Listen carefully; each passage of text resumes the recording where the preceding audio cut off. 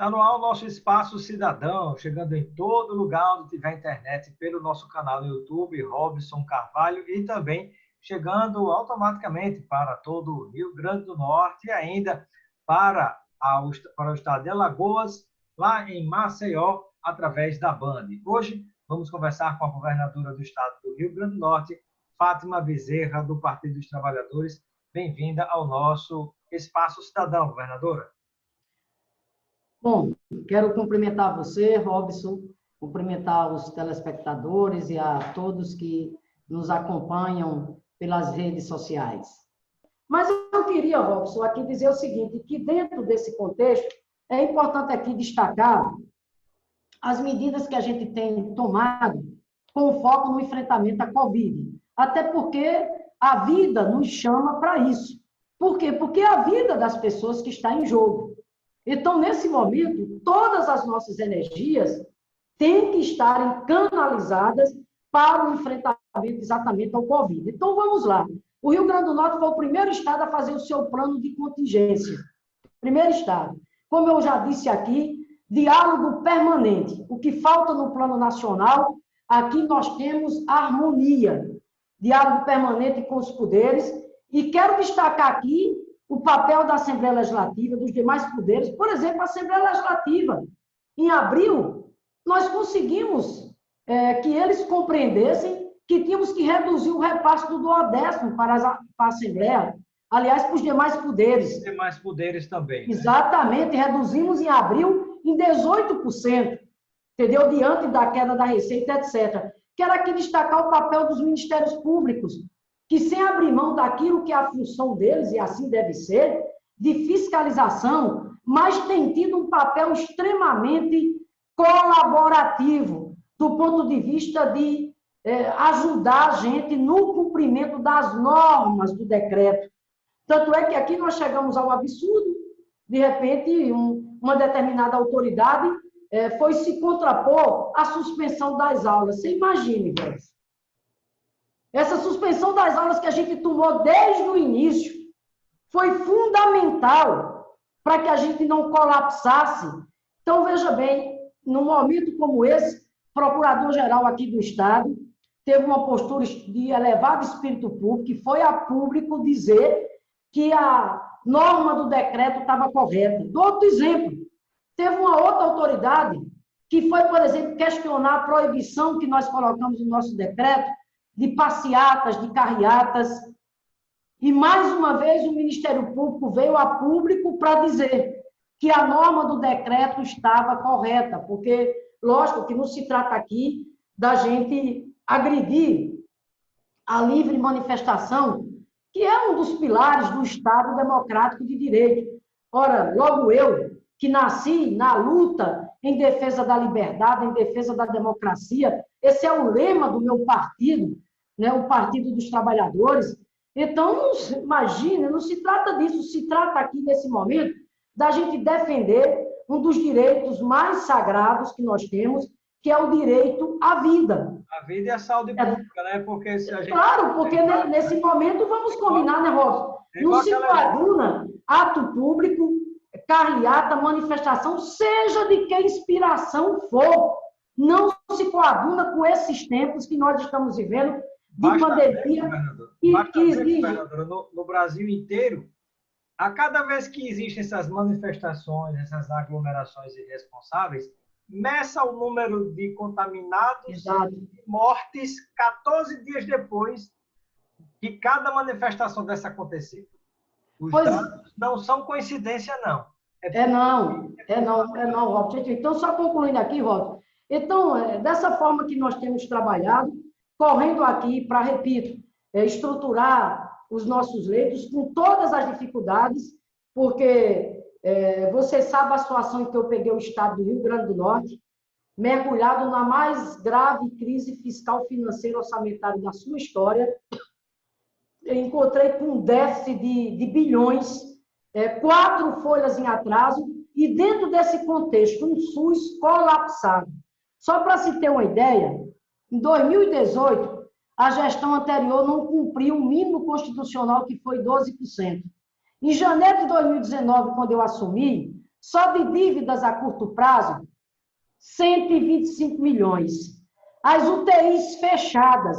Então, meu amigo, é nesse contexto, e aqui me permite um parênteses, quando eu converso com os demais governadores do Nordeste, e eu digo que eu sei que todos enfrentam muitos problemas, mas seguramente nenhum enfrenta problemas mais graves do que eu, diante exatamente da situação de calamidade em que eu encontrei o Rio Grande do Norte, inclusive no campo da saúde, mas nós estamos dando respostas. Uma outra questão, governadora, que é importante a gente colocar, são dois fatos, mas que estão ligados.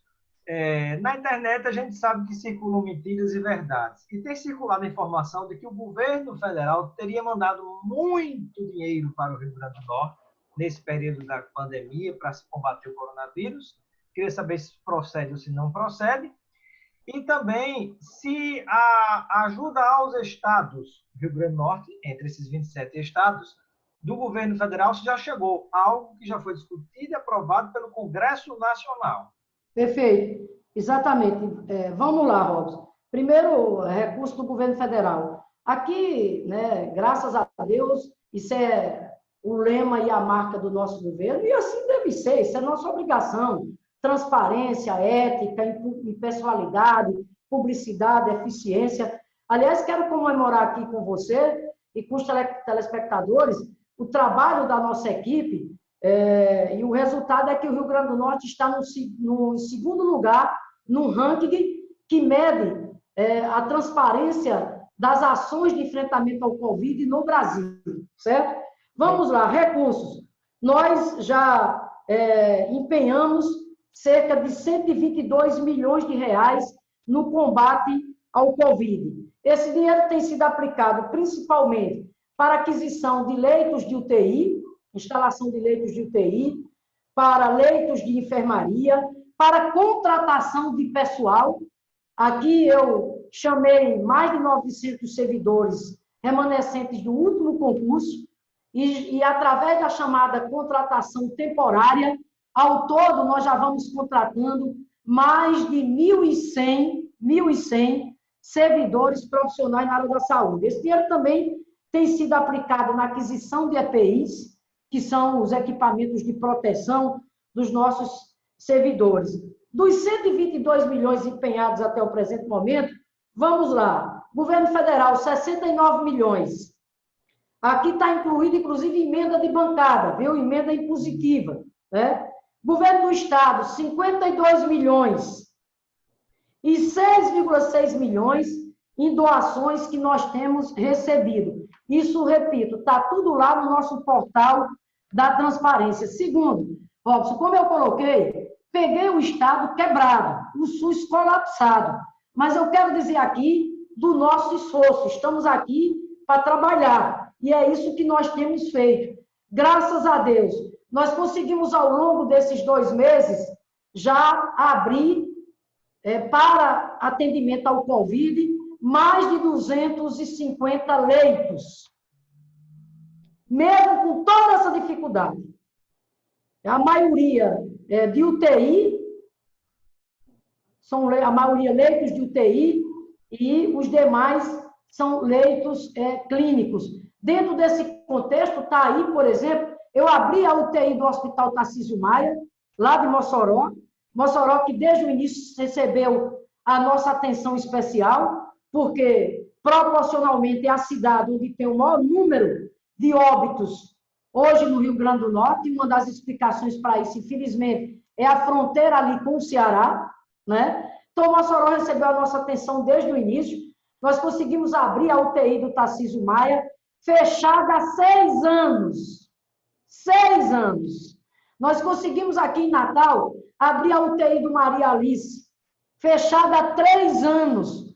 Nós conseguimos fazer a reforma concluir a reforma lá em Pau dos Ferros, abrindo mais leitos, aqui no Siridó, aquisição de tomógrafos. O nosso Hospital Giseuda Trigueiro, nós temos 25 leitos de UTI, que é um hospital referência, que é a porta de entrada pela via da regulação para os pacientes acometidos do Covid, e graças a Deus, nós estamos conseguindo agora ampliar os leitos de UTI lá no Giseuda Trigueiro. Por quê? Porque, em parceria com o Hospital Universitário, nós estamos transferindo 30 pacientes de enfermaria do Giseuda para o Hospital Onofre Lopes, e com isso, além dos 25 leitos de UTI do Giseuda, nós vamos ampliar mais leitos de UTI. O Hospital da Polícia Militar em Natal, fechado para o público, só atendia o pessoal da saúde, agora é porta aberta para a população. E nesse momento, Covid, graças a Deus nós conseguimos reabrir, já estamos instalando 15 leitos de UTI. Parceria com Macaíba, com Parnamirim, com São Gonçalo, que é o cinturão metropolitano. Natal, todo esforço aí para abrir o seu hospital de campanha. Então, é isso que eu quero colocar aqui para a população, ao mesmo tempo em que também, Robson, queria destacar aqui duas ações muito importantes no enfrentamento da pandemia. 2 programas que eu queria compartilhar aqui, né, especialmente com o Nordeste. É o RN Mais Unido e o RN Mais Protegido. E esses 2 programas, eles expressam lições de solidariedade e de união. Sabe por quê, Robson? Porque esses 2 programas só estão em curso graças à parceria com a sociedade, com o setor empresarial, com os trabalhadores. Traduzo, o RN Mais Unido, o que é? É a rede para atender no campo da assistência social, as cestas básicas, a aquisição de materiais de higiene, voltado exatamente para quê? Para o público mais vulnerável, para o povo mais pobre.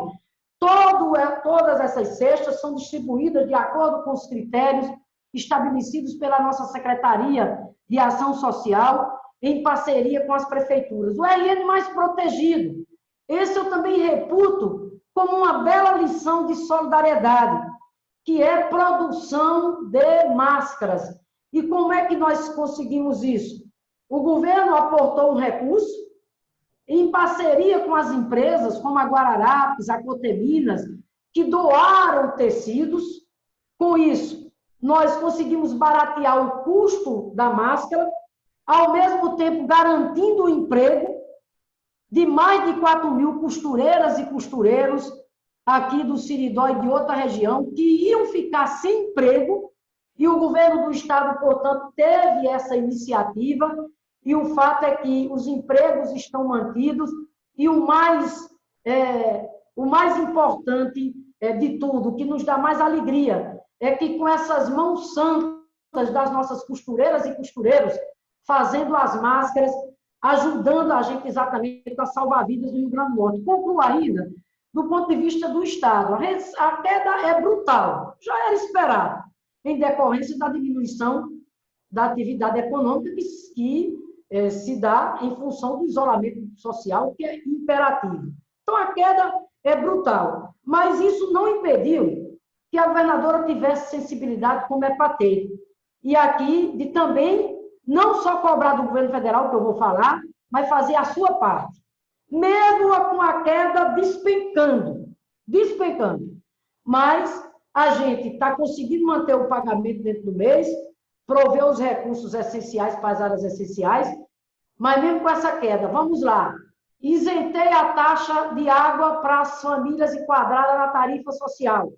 Enquanto durar a pandemia, as famílias pobres que estão na chamada tarifa social não vai pagar a água. Luz, também nós o Estado abriu mão de recolher o ICMS de energia na conta de luz para as famílias de baixa renda. Então, elas não vão pagar o ICMS de energia enquanto durar. A merenda, a exemplo dos demais estados, corremos atrás e, graças a Deus, a merendinha está sendo entregue na casa dos mais de 214 mil estudantes.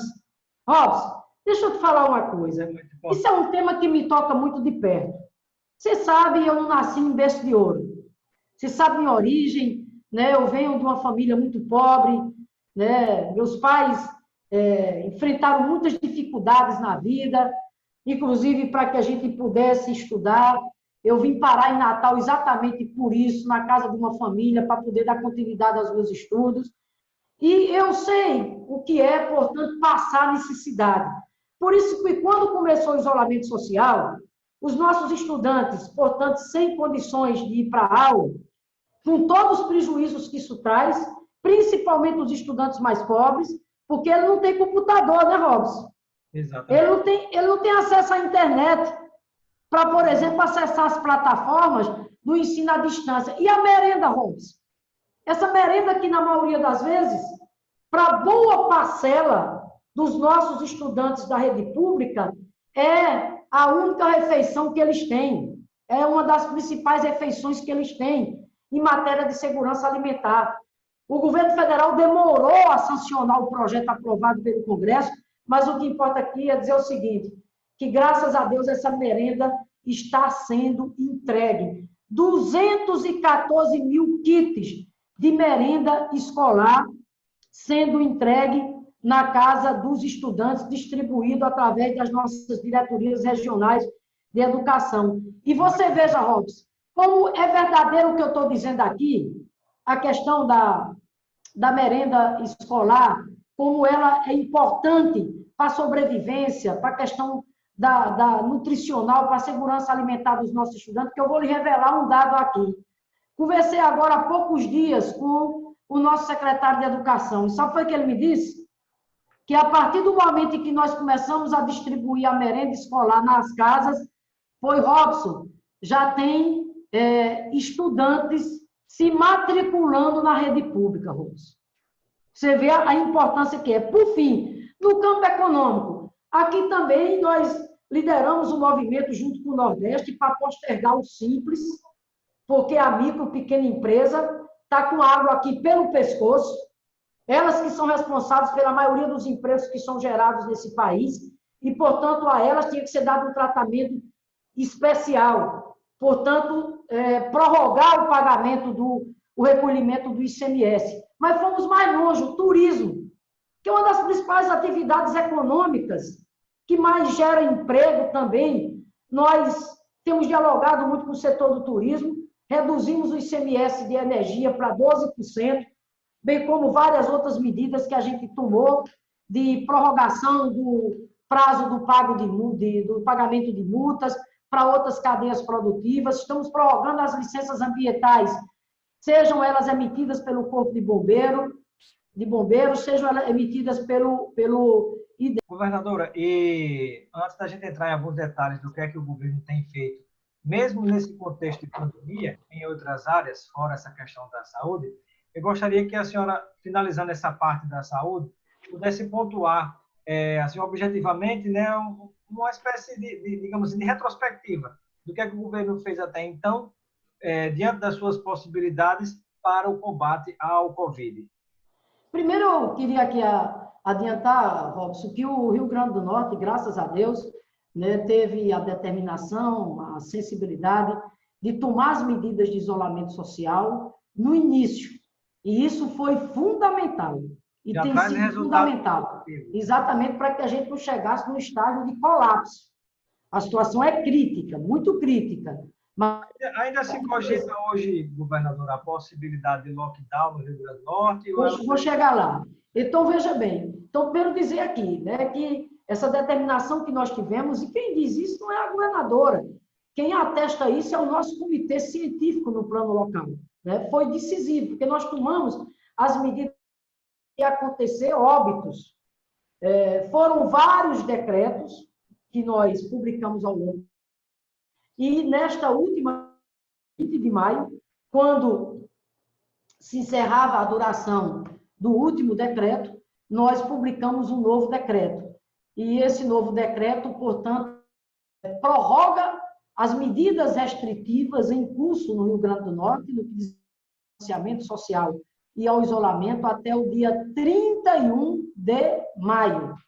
Por que nós estamos prorrogando essas medidas? Porque, em que pese, nós não estamos aqui num estágio colapsado, como estão, por exemplo, Pernambuco e o Ceará. No entanto, os casos aqui continuam crescendo. E para que a gente possa achatar essa curva e, ao mesmo tempo, avançar cada vez mais na expansão dos leitos, seja os leitos de UTI, seja os chamados leitos de retaguarda, é fundamental você aumentar o isolamento social, que, infelizmente, caiu, está abaixo de 50%, e nós precisamos urgentemente chegar pelo menos a 60%, sob pena da gente ter que tomar medidas mais drásticas, como, por exemplo, o lockdown.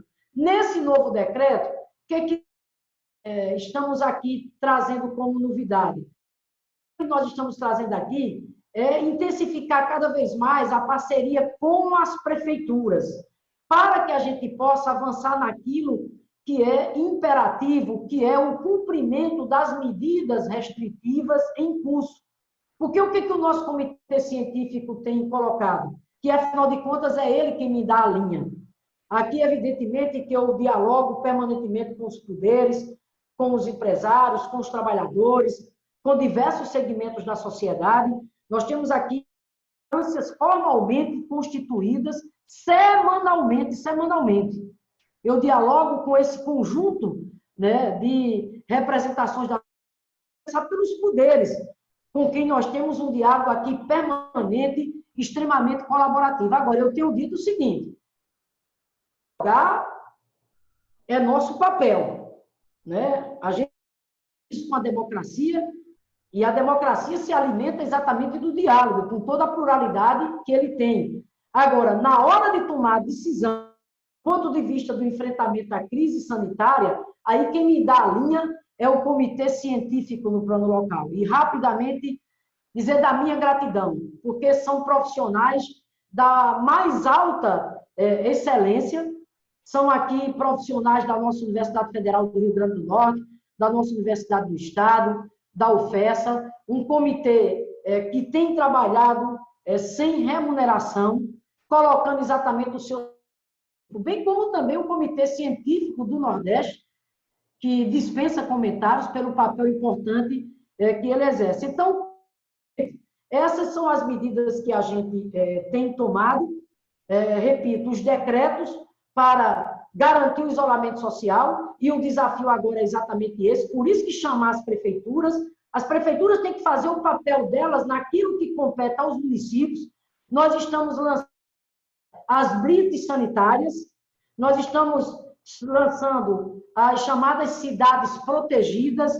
O que é isso? É o governo do Estado, através das nossas forças de segurança, os policiais militares, bombeiros, junto com a nossa vigilância sanitária, chama a prefeitura, as guardas municipais, a vigilância sanitária dos municípios. Se não tem guarda municipal, os municípios tragam voluntários, porque é evidente que essa operação, blitz sanitárias, para conter a propagação do coronavírus, bem como essas cidades protegidas, elas não têm condições de serem realizadas se não tiver a parceria com a prefeitura, por mais que o Estado deseje. Mas o Estado não tem pernas suficientes para dar conta de 7 municípios. Então, esse é o foco que nós estamos dando agora, Robson, porque o problema medidas restritivas em curso, elas são suficientes para a gente adquirir o isolamento social até acima de 60%, chegando a 70%, que é o ideal. O que precisa é cumprir exatamente essas medidas. Governadora, e com relação à proteção das divisas do Rio Grande do Norte com outros estados, nessas áreas há alguma ação do governo com alguma espécie de barreira sanitária, digamos assim? Sim, exatamente, né, aqui com a Paraíba e com o Ceará. Nós já fizemos todas essas coisas, né, com as equipes lá de vigilância e as forças de segurança, tanto da Paraíba como do... Isso já está exatamente alinhado. E isso é muito necessário, porque, veja bem, Robson, para se ter uma ideia, por exemplo, no Rio Grande do Norte, dados do último dia 20 de maio, o Rio Grande do Norte nós temos já 170 óbitos confirmados. E já estamos com 3.796 casos confirmados de Covid.